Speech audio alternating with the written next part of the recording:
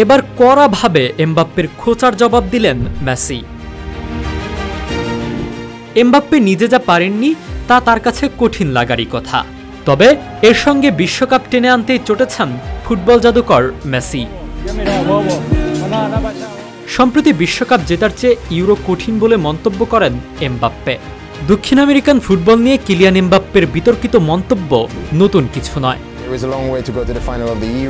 Real মাদ্রিদে যোগ দেওয়া ফ্রান্সের এই ফরওয়ার্ড 2022 সালের মে মাসে বলেছিলেন, দক্ষিণ আমেরিকার ফুটবলের মান ইউরোপের মতো উন্নত নয়, তাই আপনি যদি গত কয়েকটি বিশ্বকাপের দিকে তাকান দেখবেন ইউরোপীয়রাই জিতেছে।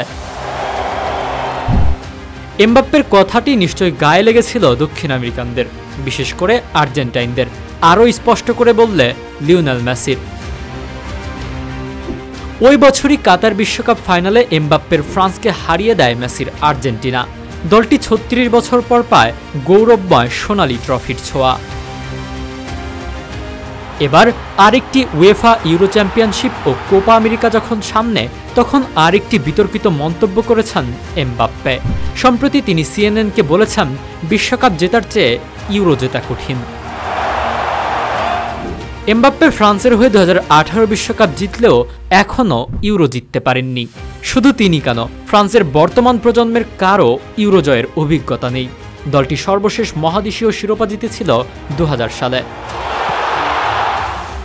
নিজে যা পারেননি তা কঠিন লাগারই কথা, এমবাপ্পেরও হয়তো সেটাই মনে হয়েছে, কিন্তু এর সঙ্গে বিশ্বকাপ টেনে আনাতেই এমবাপ্পেকে কড়া জবাব দিয়েছেন মেসি।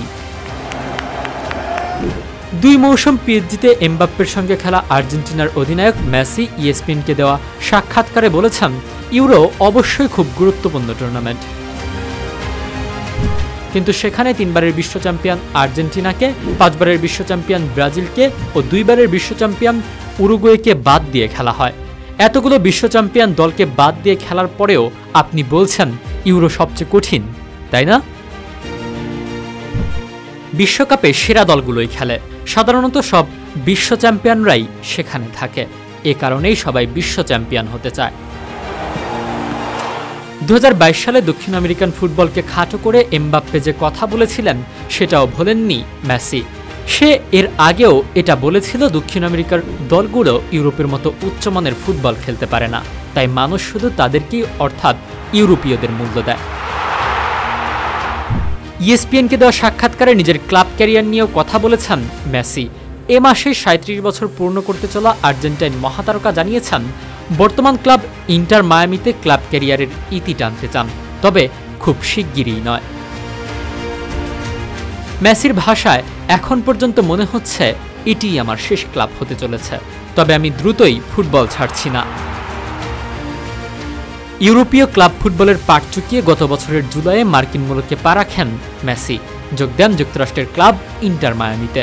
ইংল্যান্ডের সাবেক ফুটবলার ডেভিড বেকহামের মালিকানাধীন ক্লাবটির সঙ্গে 2025 সাল পর্যন্ত চুক্তি আছে লিও মেসির।